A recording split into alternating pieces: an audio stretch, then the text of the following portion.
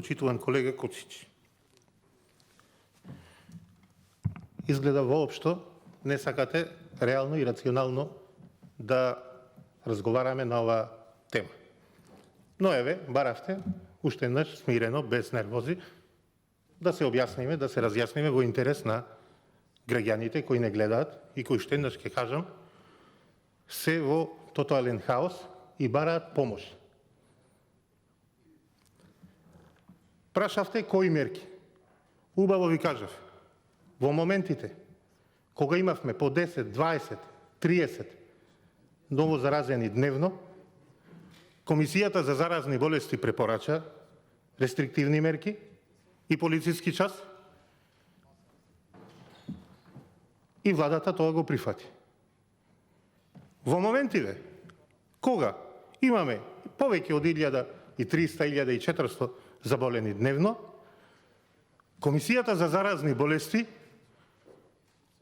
вели да, ние мислиме дека треба да се воведат рестриктивни мерки, треба да се воведе полициски час, но тоа лошо ќе влијае на економијата. Уште еднаш ќе ви спомнам. Комисијата за заразни болести не е тело кое треба да мисли за економијата како ќе се одрази. Тука има други институции. Има Министерство за економија, за финансии, владата, премиерот, а не господинот Караджовски. И затоа уште еднаш ќе кажам, ние немаме проблем со лекарот Караджовски, со лекарот Филипче. Имаме проблем со политичарот Филипче. Со председателот на Комисијата за заразни болести Караджовски, што носи политички одлуки.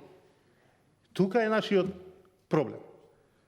Не знам зашто сте толку нервозни и еве, кога имаме повеќе од 1500 починати, вие излегувавте во таа шарена револуција, шлакавте, фрлавте со боја по институциите за,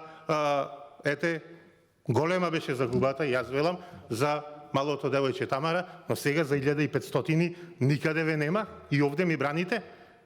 Треба да се застрамите. Во најмала рака, но бидејќи гледам дека повеќето образот е ѓон, џабе понатаму ќе дискутираме и ќе се навредуваме, а нема да зборниме за реалните состојби, за реалните бројки, со факти и со аргументи да разговараме. Целата моја дискусија беше со бројки што секојдневно ги соопштува Министерството за здравство. Ниту еднаш, ниту покачив, ниту намалив. Ништо не кажав надвор од податоците кои ги добиваме од државните институции. Зборувам со аргументи и со факти. За ваква состојба, колку сакате да релативизирате со Словенија, Германија, Португалија, Шпанија. Јас и на минатата седница на Комисијата за здравство ви кажав, во сите релевантни извештаи, ние сме лидер во регионот по смртни случаи. Извештајот на BBC, прочитајте го и ви кажува, лидер во регионот по смртни случаи и еден од лидерите во лошото справување со корона криза во Европа. Колку вас да ви е то мило или немило да го слушните, ова е факт. Ова е факт. А тоа, дека не сте излезени надвор од овие клупи да прошетате по здравствените установи што се случува, тоа е друга приказка. Она што деновиве му го предложивме на министерот да го облече белиот мантил и да излезе од канцеларијата, а на председателот на комисијата наместо да оди на емисии од забавен карактер и да глуми холивудска звезда, да види со што се соочуваат граѓаните. Да види што ни се случува во државата, луѓе секојдневно умираат, се затвараат цели фамилии, цели семејства. Секојдневно изумира по едно мало село во Република Македонија со по 20, 30, 40 жители. И вие овде, колега Коцич, кој одел в теретана.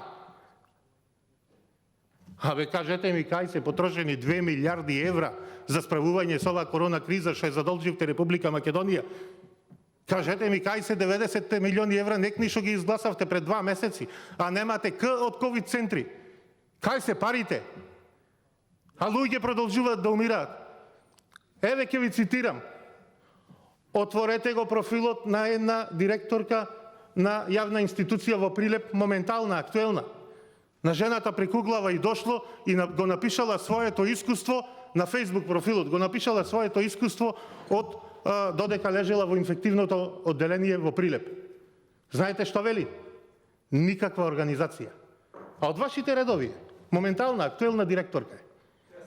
Прочитајте. Никаква организација. Ја има и по порталите. Знаете што му го одговориле на човек кој барал кислород, кој не можел да диши, кој се гушел? Почекај до утре, вечерва нема да стаса кислородот. Тоа е во тоа што го напишала вашата членка, почитуваната директорка. Но тоа е, уште еднаш ќе кажам, кога пропагандата ќе се сретне со реалноста. Таа се сретнала со реалноста. Вие се уште се немате сретнато со реалноста, гребите овде за да ги задржите вашите политички функции, овие кожени фотели, лажите, манипулирате, зборувате се и се што, но не тоа што треба. Во моментов, нас ни треба одговорност. Дали сте слушнале за тој збор? Мора некој да понеси политичка одговорност за лошото справување и менаџирање со корона кризата. Јас кажувам, уште еднаш ќе кажам. Министерот Филипче на почетокот на кризата кажа дека очекува 2000 заболени. Зошто го потенцирам ова секогаш? Бидејќи понатаму целата стратегија што ја човекот што ја градел, што ја правел, заедно со таа комисија за заразни болести, ја правеле врз бројката која ја очекувале од 2000 заболени. И болнички кревети, и број на персонал медицински, и лекарства, и тестови, и се. А сега имаме 55.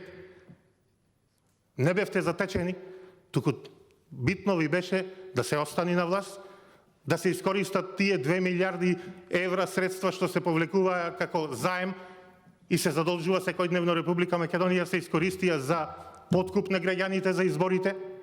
И сега повторно желбата е иста да се подкупува во штип за да панично се одржите на власт. А не да се соочите реално со проблемот кој го имаме.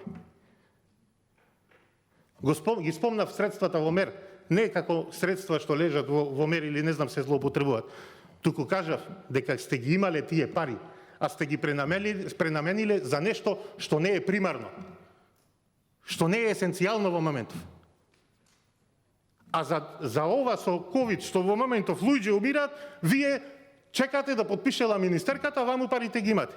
Вие барате кредит дополнително. И за тој кредит плаќате камати. Ова се фактите, колега Коцич.